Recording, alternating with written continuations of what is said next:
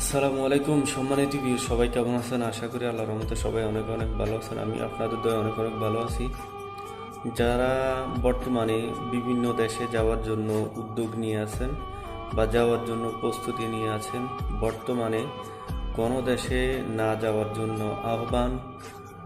আহ, প্রতিনিয়ত বলবেন যে কথা কেন বলছি, কারণ ভাই বর্তমান পরিস্থিতিটা এমন, কোনো দেশে কোনো সুখ শান্তি নাই।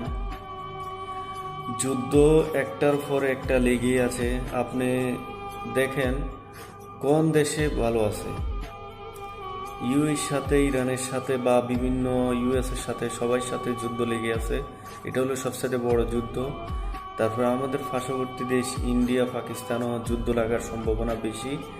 তো কোন দেশে কিভাবে যাবেন একটু দেখে শুনে চলার চেষ্টা করবেন, টাকা জমা দিবেন।